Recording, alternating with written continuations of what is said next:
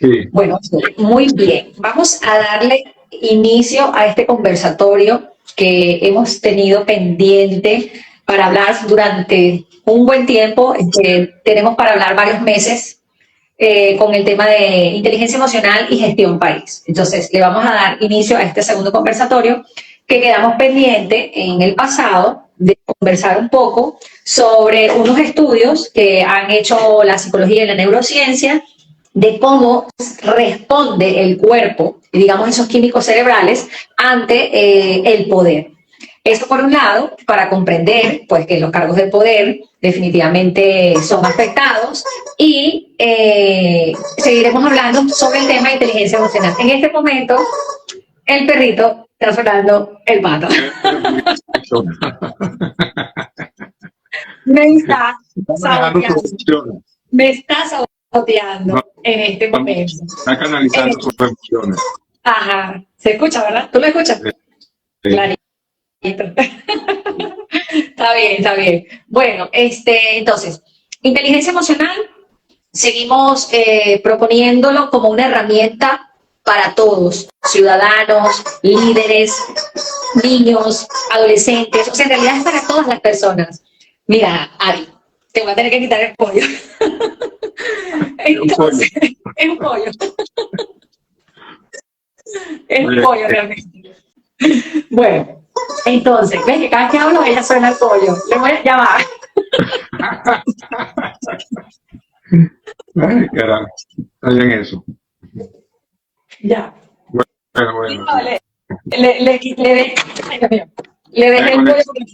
Le torciste el cuello al pollo para que no gritara. Exacto. Entonces, la intención. Seguir conversando sobre gestión país e inteligencia emocional. ¿Okay? Vamos a tocar el tema de la inteligencia emocional como una herramienta fundamental para nosotros como personas, ya estemos en puestos de liderazgo, estemos en relaciones, la vida, en la cotidianidad.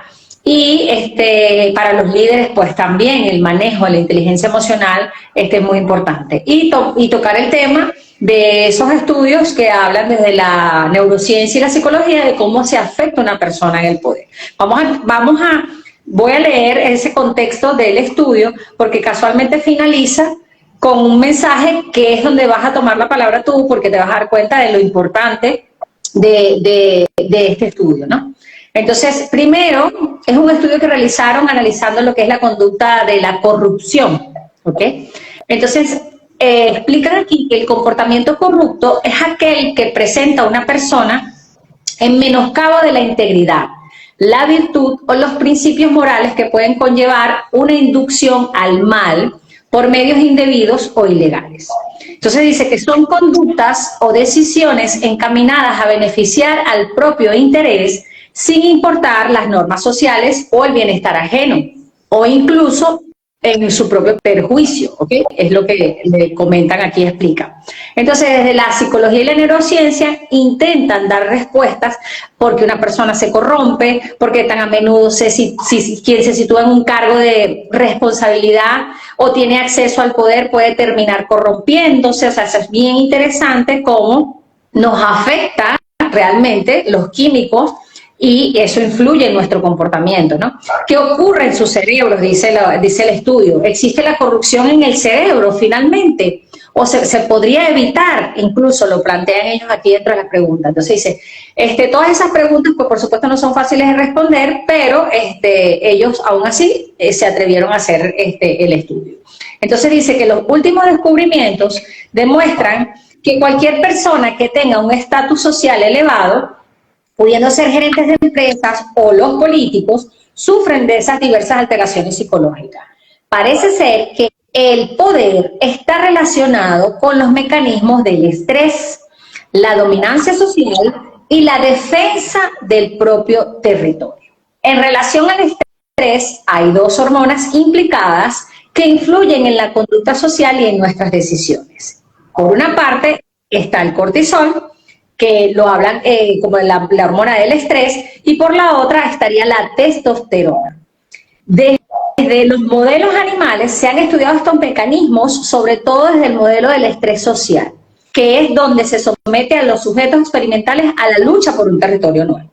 Entonces, ya por aquí determinamos que el estar en un cargo de poder, pues obviamente va a generar estrés y que lo que está asociado a ese estrés es la hormona del cortisol y también evaluaron la testosterona.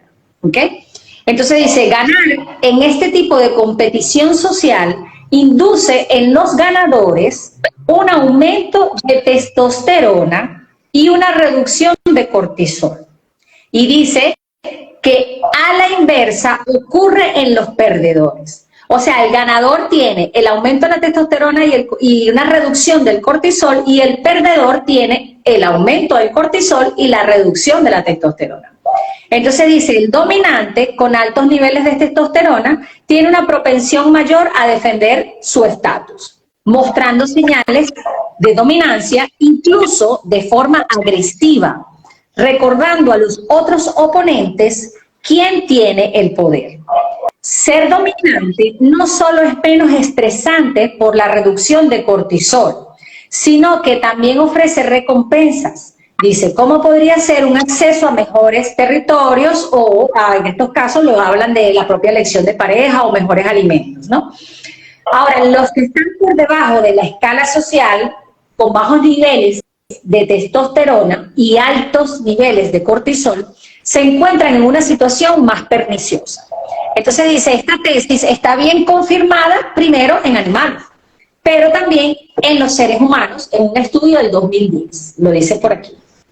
Entonces, hay un escritor en el 2012, Robertson, el libro es en inglés y dice, The Winning Effect, dice que es partidario de la idea de que el liderazgo está asociado con lidiar con situaciones muy estresantes. Por lo tanto, la evolución ha proporcionado un mecanismo de adaptación para mantener la claridad cognitiva y el rendimiento ejecutivo. Con la testosterona y el cortisol, la dopamina juega un papel crucial, no solo propiciando este rendimiento cognitivo, sino también premiando en el sistema dopaminérgico mesolímbico. Eso tiene que ver con las emociones. En el mesolímbico estamos hablando de la parte emocional. El efecto de ganar es gratificante y evolutivamente necesario, pero también tiene un lado oscuro, ¿ok? Ganar en muchos episodios o enfrentamientos consecutivos puede alterar el circuito mesolímbico dopaminérgico tal y como puede hacerlo una sustancia de abuso. Ya por ahí vamos entrando en materia, que es, o sea, lo que estamos buscando, ¿no? Dice, el poder, por tanto, puede funcionar como una especie de adicción conductual. Eso es lo interesante del resumen, ¿verdad?, del estudio, que es a donde queremos como que hacer énfasis, ¿no?, en esta evaluación del poder. Y entonces dice aquí, parece que el ganar y dominar durante largos periodos afectaría el comportamiento, mostrando menos empatía y preocupación por aquellos que están bajos en la escala social, lo que es una situación que ocurre frecuentemente con las personas de poder. Por supuesto, analizando esto, el que está en el poder te va a decir que eso es falso, pero realmente se demuestra muchas cosas, ¿no? A lo contrario. Entonces dice aquí, recientemente se ha publicado un artículo que muestra que existe una relación directa entre el poder, la corrupción y los niveles de testosterona. Eso fue en el 2015.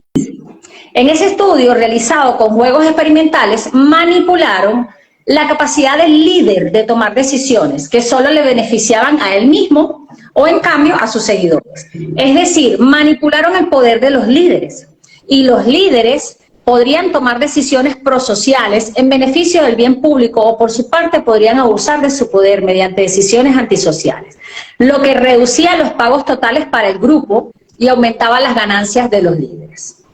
Previamente habían tomado muestras individuales con variables de personalidad y niveles de testosterona. Hallaron dos grupos de personas que eran más honestos frente a otros que eran más deshonestos. Los resultados de este estudio son espectaculares. ¿Por qué? Porque observaron que a mayor poder del líder existía mayor corrupción del líder, incluso cuando eran honestos. Esto indica que el poder corrompe.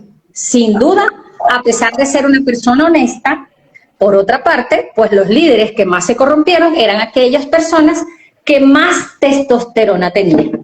Que eso es interesante, como lo habías comentado en privado, dice, sería interesante hacer una prueba de testosterona a los líderes, ¿verdad? Sería bastante interesante, ¿no? Eso explica muchas cosas, o explicaría muchas cosas. Exacto. Entonces, ¿qué dice este estudio? Nos sugiere un amplio debate. Dice, en primer lugar, no se le puede dar demasiado poder a un líder o político. El poder cambia la conducta, creando personas más egoístas. Y por otro lado, hay tipos de líderes que son más corruptibles, que serían líderes con altos niveles de testosterona. La testosterona va a zonas del cerebro que está situada concretamente con los sistemas neuronales de la empatía y la toma de decisiones, la cual se sitúa en las estructuras prefrontales y el lóbulo límbico. Interesantísimo. Prefrontal y límbico que está aquí en el medio, ¿ok? Entonces dice, por otro lado, hay un estudio del 2007, halló que existían dos tipos de líderes con diferencias muy impactantes. Unos tenían una propensión a la dominancia social y otros a la búsqueda del prestigio. Los primeros eran personas que deseaban estar en una posición de liderazgo para dominar a las personas, mientras que los segundos eran más proclives a desear ser incluidos en un grupo social. Curiosamente, los primeros tenían altos niveles de testosterona, mientras que los segundos no lo tenían. La clave final era la diferencia que tenían en los niveles de autoestima. Los primeros puntuaban bajos en niveles de autoestima, mientras que los segundos sí mostraban una alta autoestima. La parte donde quedamos, justamente era que en los estudios que estaban evaluando los niveles de testosterona y los mezclados con el liderazgo, decía que las primeras personas que estaban interesadas en los puestos de liderazgo para dominar a las personas eran los que tenían bajos niveles de autoestima. Y curiosamente que las personas que querían ser incluidos, o sea, en los grupos sociales como líderes, mostraban una alta autoestima.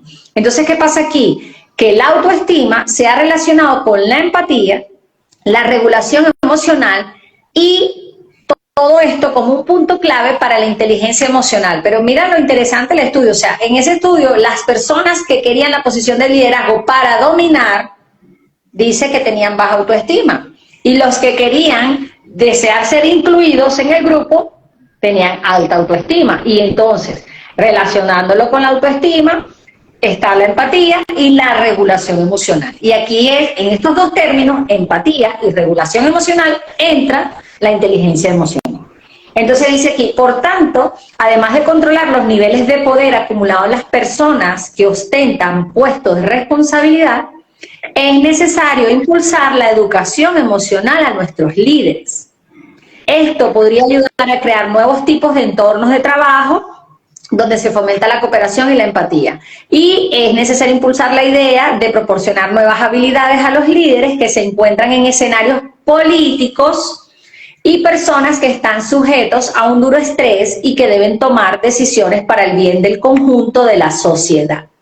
Entonces, desde la neuroeducación se podría fomentar la inteligencia emocional en los políticos mediante el aumento de la empatía y la cooperación. Ayudaría a prevenir también altos niveles de corrupción. Entonces, qué interesante, ¿verdad? Este estudio que demuestra que sí afecta al cerebro, a la conducta de ese gran líder político o un líder empresarial, claro, que está o permanentemente en el poder o que está ostentando por ese poder, ¿no? El objetivo. Entonces, la intención aquí es, sabemos en el contexto en el que estamos, ¿verdad? Como venezolanos, hay una lucha de poder, realmente, ¿no? Entonces, desde tu visión, ahora escucho tu parte, escucho tu recomendación, escucho tu punto de vista para seguir conversando. ¿Qué crees tú que debería ser? No vamos a hablar de nombres, pero por supuesto vamos a hablar de las personas que están en la posición del poder y los que están ostentando el poder. Bueno, tú sabes que cuando yo comencé a hablar contigo de este tema, de que la parte de la inteligencia emocional debía darse en los partidos políticos, en la dirigencia política, porque yo vengo y estoy en un partido político y siempre estaba en partido político. Y mi observación era que siempre que uno interactúa en reuniones o en campañas, uno observa que hay como ese ego, esa sobreestimación de la capacidad de la persona, e inclusive siempre van en el sentido de que ellos no pueden. Por ejemplo, yo he estado en posiciones con un grupo de profesionales y nosotros actuamos en función quizás porque somos profesionales y queremos participar en el plan de gobierno, de la parte técnica, pues. Pero los líderes de calle, los líderes que no están en esa función de participar como técnicos o asesores, están en la lucha social, en la parte. Es así que yo tengo un dicho que dice que muchas veces los líderes de los barrios son los más sancocheros, pues los que más hacen sancocho, los que tocan cuatro. O sea, son personas que de alguna manera caen bien, son simpáticos, pero si hace una evaluación de ellos desde el punto de vista de la neurociencia y esas cosas, pues eso quizás dice en estos momentos que estamos aquí, de repente esto que nosotros estamos tratando, hay mucha gente que son expertos, pero no están haciendo un reel sobre esto. No lo hacen, pues porque quizás nos conformamos con decir, no, los partidos son para los políticos, o los políticos son corruptos, o yo no vivo de la política, los clichés de siempre, pero la política está importante como para dejarla en manos de cualquiera. Entonces, si hay herramientas para orientar a esos líderes con formación, pues hay que utilizarlas. Por ejemplo, yo había dicho por acá unas cosas como, ¿qué es lo que uno ve? Pues son muy emocionales, ¿no? Y hablan bien y te convencen. Pero los líderes emocionales, que para mí todos los líderes políticos son emocionales, los que salen a la palestra, a los que entrevistan, a los que son en las listas, son los salidores, porque también hay miembros de los partidos políticos que somos los que estamos reforzando la idea de que el partido político es para gobernar, dar bienestar, y ellos también, pero indudablemente que el poder los transforma o su mismo ego. Entonces dice, los líderes emocionales son expertos en escuchar y en expresar sus ideas de manera clara y empática, ¿no? Cuando ellos están en función de las visitas, porque los líderes salen a los barrios y tocan puerta a puerta, ¿no? Ahorita no se ve mucho, pero así se iniciaron los partidos políticos. Entonces, esta habilidad para comunicarse efectivamente reduce malentendidos y promueve un ambiente de apertura y confianza. Entonces, lo primero que ellos ganan a través de esa interacción con la gente. Pero al final, la gente que en un momento ve a un líder nuevo y dice, bueno, ese sí es el hombre. Y al final del periodo dicen, no, todos son igualitos. Todos son iguales. Y ahí entra probablemente que no es la culpa del ciego sino que le dio el garrote. De repente, al acceder al poder, a una posición de gobierno, pues entra el elemento testosterona y esas cosas que está definiendo allí, pues. Entonces, de alguna manera, estos ritos que estamos haciendo no es más que para llamar la atención, pues. Habrá gente más experta y que los partidos políticos pues puedan también pensar sobre estas cosas. Por ejemplo, lo que puede pasar en Venezuela ahorita, yo no creo que todos los líderes de esos 11, porque ahorita tenemos en Venezuela 11 candidatos de oposición y uno de gobierno. Entonces, esos 11 candidatos, todo el mundo dice que son alacranes, o sea, alacranes que se venden, que son corruptos. Necesariamente no es así. De acuerdo con esto, no es así. De repente hasta pagan para que lo inscriban como candidato o buscan y buscan firmas pagando, porque no es tanto dame el dinero que para yo apoyarte, es que les gusta el poder. Entonces, esto debe buscar un esquema, como yo dije en la primera RIR, que el Consejo Nacional Electoral o quienes tengan que evaluar la calidad y la competitividad de las elecciones tiene que tomar en cuenta algunos parámetros para evaluar. ¿Entiendes?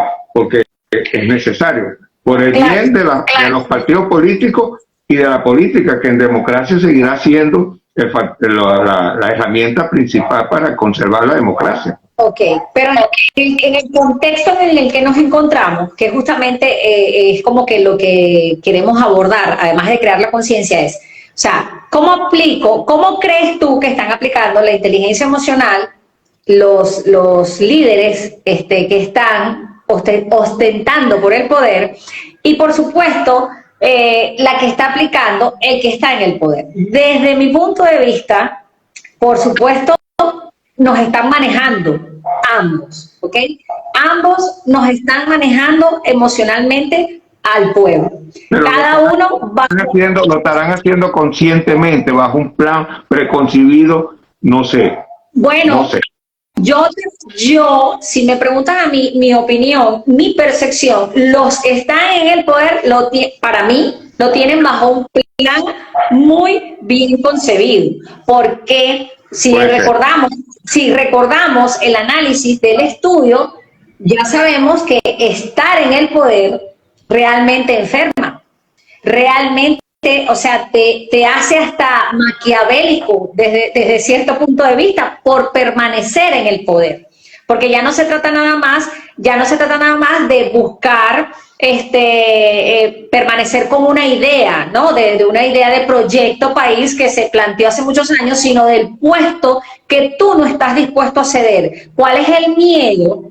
Si la idea y el plan es tan bueno, ¿por qué no lo puede seguir otro?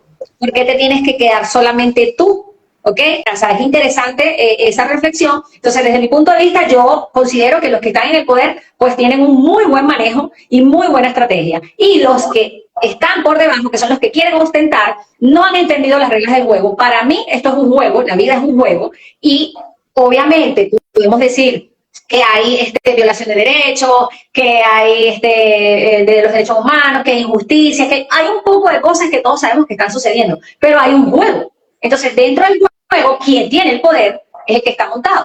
Los que estamos debajo, o los que están debajo, digamos, o sea, yo siento que son los que tienen que prepararse y tener la estrategia para decir, voy a jugar tu juego y te lo voy a ganar y te voy a comprar tus ideas para yo también darle respuesta a ese grupo, a esa masa que necesita las respuestas que tú también le estás dando. Entonces, en mi caso... Pero tienes que estar consciente de que el oponente tiene la herramienta y la está usando, porque el que está en el poder está concentrado, los que están en la oposición están dispersos. Entonces, ahí hay una unidad para buscar una estrategia. Fíjate lo que pasa, la gente de oposición casi ni se comunica. Y si se comunica con 10, 6 están de acuerdo y 4 no. Okay. Exacto, no tiene estrategia. Cuando se está en el poder, ya hay una persona o un equipo que tiene, digamos, el mando y da instrucciones pues, en base a un plan preconcebido. Pero lo importante de eso es que si es un juego de poder, pues los que van a ingresar a ese juego de poder y cuyo poder se lo da la población, tienen que mostrar antes de ganar, antes de participar en el evento de elección, tienen que mostrar sus cualidades morales, como lo pueden hacer con un test. Yo vuelvo a decir, cuando uno entra o va a buscar un trabajo, yo no sé si lo hacen todavía, que hacían una prueba psicotécnica, y a un político no se la hace para que sea alcalde o que sea, ¿entiendes? Okay. Entonces, yo creo sí que la ciencia de la parte de manejo de emociones y todo lo que tiene que ver con la neurociencia, tiene que hacer un perfil y de alguna manera, y eso no es antidemocrático ni acabar con el libre albedrío de que la gente pueda ser candidato y presidente con solo ser venezolano y mayor de 25 años, no se me recuerdo ahorita. Eso no puede ser la única cualidad. O tiene que haber siempre, como por ejemplo, como te dije, el debate, tiene que ser un debate antes de la elección para que cada quien muestre sus cualidades y tiene que haber expertos ahí en hacer preguntas que saquen o muestren a través de la respuesta el perfil de la persona. Ok, exacto, pero como nada de eso está dado, ni se va a dar en este tiempo, o sea, ahí es el punto. Esas son ideas que está muy bien plantearla, pero entonces ahora, ¿cómo hago uso yo de mi inteligencia emocional cuando esas condiciones no están dadas? O sea, yo me voy a quedar en la misma posición de víctima de que la oposición no está preparada, no tiene la estrategia, porque no se unieron, porque los 20.000 pesos, ¿verdad? Okay. Pero yo pienso, una vez más, por eso te digo, como ciudadana, buscar las cosas buenas que ha hecho el gobierno que ha estado, que las hay. O sea, vamos a estar claros, yo no te puedo seguir atacando. O sea, los defectos ya lo sabemos cuáles son. Entonces, yo, ahora como ciudadano, que soy quien tengo el poder y tengo ganas de que esto cambie también, la decisión también está en mis manos. Entonces yo digo, bueno, si estas son las personas que están, hay una persona que está, que sigue, que insiste, pero realmente está bloqueada. Está bloqueada, no la dejan entrar en las reglas del juego. No te dejan entrar en las reglas del juego. Hay una persona que entró en las reglas del juego. Entonces nosotros como ciudadanos, si es él que ya ha participado, una persona que tiene experiencia, pues, y dejar de criticar, ¿no? Dejar de buscar lo malo en esa persona, que es la única opción que podemos tener, que puede tener mayoría, y empezar a buscar lo bueno en esa persona, ¿verdad? Porque necesitamos empoderarnos y dejar de pensar en el miedo, que nos puede decir, no, es que va a ser más de lo mismo, es que se va a vender, es que va a negociar, es que, o sea, desde la gestión, desde la parte emocional que tenemos como ciudadanos, de decir, no, si no va a fulana, ya yo no voy a votar, o a mí me parece que van a hacer trampa, o sea, ese tipo de pensamientos no generan nada bueno. Entonces, el llamado es a ser inteligente. Las condiciones que están son estas, no tenemos otras, y aún así nos están dando la opción de ir y votar. Y creo en la entrevista que tú me pasaste en estos días que tuvo Vladimir con el profesor, ¿es un profesor o es un padre? No me acuerdo. El rector de la UCA. Ok, la recomendación de él, ¿cuál es? Señores, hay que ir a votar, hay que participar, y hay que participar inteligentemente. Y participar inteligentemente es darle nuestro apoyo a la persona que va a tener la mayor cantidad de votos posibles, pues, porque no lo vamos a regar, porque como lo acabas de decir tú, obviamente, si arriba tienen un poder ellos y tienen una sola persona y nosotros no tenemos la estrategia, digamos, el liderazgo de los que están ahí encima, pero nosotros como pueblo no tenemos la oportunidad de también liderizarnos, o sea, de participar y decir, mira, dar una lección también, pienso yo, o sea, es mi sentido. Bueno, yo veo lo siguiente, no hay mucho tiempo, aquí hay que apelar a que haya un acuerdo, primero entre las oposiciones, vamos a decir así, porque hay opositores de un sector y hay opositores de otro sector. Entonces, pero si hay un interés principal, que es el país, pues la gente tiene que entender que hay que hacer un receso para que podamos entre todos enrumbar el país, y después entrarán estas reglas de juego. Ojalá que después entren y se pueda perfeccionar la elección de candidatos y se pueda mejorar la imagen de los partidos políticos. Pero ahorita indudablemente hay que conversar. Pero no puede ser, yo no sé. Yo digo que los partidos políticos se están reuniendo, pero no es ellos con ellos, porque cada quien lleva una posición. Yo creo que ahí deben haber expertos en manejo de emociones, en técnicas de resolución de conflictos, para llegar a un convencimiento de dónde está realmente la salida en este momento, que es recuperar la democracia en el país.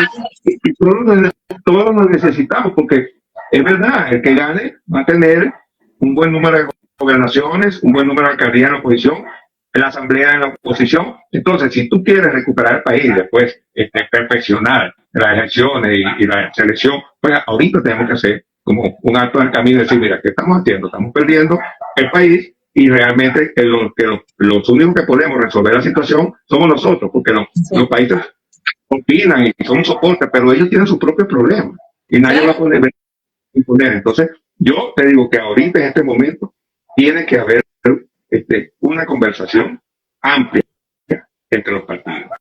Y yo lo veo que es posible, lo que hay es que poner un poco la actitud de que ¿por qué tú y por qué no yo?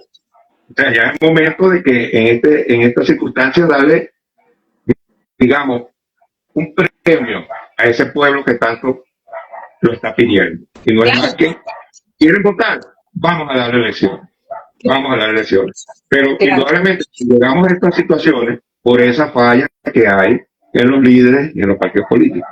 Y por eso los partidos políticos, no solamente a nivel latinoamericano, sino a nivel mundial, que tienen muy poca convocatoria. En otros países las elecciones se hacen con el 20-30% de la población. La gente, pero en esos países hay un sistema de gobierno donde la economía funciona, donde los servicios funcionan, y prácticamente los políticos lo que hacen es cambiarse de silla. Una vez estás tú, una vez estoy yo, y el sistema funciona. Que es lo que yo digo, aquí tiene que haber un plan. En este momento tiene que conversar para hacer un plan a largo plazo en lo económico. Porque precisamente todo parte de allí. Si no hay dinero, pues no hay servicio, no hay reactivación de empresas. Entonces, por lo menos un plan económico a largo plazo, para que todos se pongan de acuerdo. Porque al fin y al cabo no hay ninguna diferencia si es de izquierda o derecha, porque todo el sistema económico del mundo es capitalista. Acabas de decir algo en el tema de que todos se pongan de acuerdo. O sea, al final, aquí nos están obligando a que nos pongamos de acuerdo, porque, por ejemplo, en las reglas del juego, nada más dejaron digamos, de oposición fuerte, nada más dejaron a un solo candidato, que es el más fuerte, porque digamos que a ese fue el que dejaron. O sea, no hay más nada, esa es la opción. El gobierno dijo, esta es la opción que yo quiero que entre, pues, que entre en las reglas del juego. Entonces, nos dejaron nada más a ese. Entonces, obviamente, los líderes políticos tienen que ya abrazarse a apoyar a ese candidato. O sea, vamos todos con él, vamos todos con él, vamos todos con él, porque vamos todos a construir país con él. Y nosotros, como pueblo, como gentilicio, o sea, también vamos todos, claro, como elector, vamos todos con él, porque también es la opción que nos dejaron. Porque, vuelvo a repetir, o sea, bajo la crítica, bajo la buscar debilidades, insultar, buscarle las 5 patas al gato y los 800.000 defectos, obviamente no vamos a lograr absolutamente nada. O sea, y seguir esperando, es decir, como hasta último momento, la otra jugada, bueno, chévere, bienvenida, si a último momento se da la otra jugada, que digamos que aquí cuando todos decimos como Dios, desesperando el milagro de Dios, ¿no? Pero es que el milagro de Dios también, o sea, nosotros accionando podemos ir en búsqueda de eso. Y además, me atrevo yo a decir en este caso, que los tiempos de Dios no son nuestros tiempos exactamente, y a lo mejor ese liderazgo que ella tanto ansía no es para ahorita, es para más adelante. ¿Por qué no? O sea, ¿por qué no? No lo sé. Es una reflexión desde el punto de vista espiritual, o sea, desde el punto de vista de la comprensión, que le pedimos a Dios que nos ayude, pero ¿cuál es la ayuda? O sea, la ayuda es que el país gane. Y para que el país gane en todos, o sea, agarrando a la gente del otro lado y agarrándonos nosotros de la mano. Nosotros no podemos seguir peleando, no podemos seguir peleando. Bueno, eso está claro. Hay que buscar, hay que negociar. Lo que pasa es que cuando dice negociar, es como que sí, ¿cuánto me vas a dar? No, negociar no es eso. Esa palabra, no puedes negociar. ¿Qué me das? Pero ¿qué me das en cuestión para que yo siga presente o para que no me elimine? Pero aquí que piensa que cuánto me vas a dar el billete. Entonces, claro, yo creo que es importante en estos momentos, porque sí, yo creo que los que están en el gobierno quieren hacerlo bien, porque yo no creo que ellos quieran seguir haciéndolo mal. Y los que están en la oposición quieren demostrar que ya está bueno de ese gobierno, ya son 25 años, y que hay que darle la oportunidad para que haya la alternabilidad de democracia. Y yo creo que tienen razón. Bueno, vamos a ponernos de acuerdo. Vamos a ponernos de acuerdo y vamos a ir a elecciones y enfocarnos en recuperar el país. Además, la oportunidad que se está dando con un candidato, si es que la están dando, o es que lo que sea, pero es un candidato que si no te apoya, puede vencer a que nosotros tenemos esa opción con ese candidato, que no es un candidato único, pero que nosotros podemos hacerlo único, con nuestra decisión, con nuestra inteligencia emocional, con nuestras ganas de querer cambiar, pues demostrando, según lo que ya sabemos, que mantenerte en el poder enferma. Y obviamente porque tú lo quieres hacer bien ahora, pero ya es suficiente, hay que cambiarte porque el poder enferma. Y entonces, bueno, otra cara, otra persona que va a negociar, que va a llegar a acuerdos, que eso se tiene que hacer, porque esa es la forma de gestionar el país con inteligencia emocional. No podemos gestionar el país con las peleas, como ha sucedido durante todos los años anteriores, que al final estar peleando, pues no. Confrontándonos,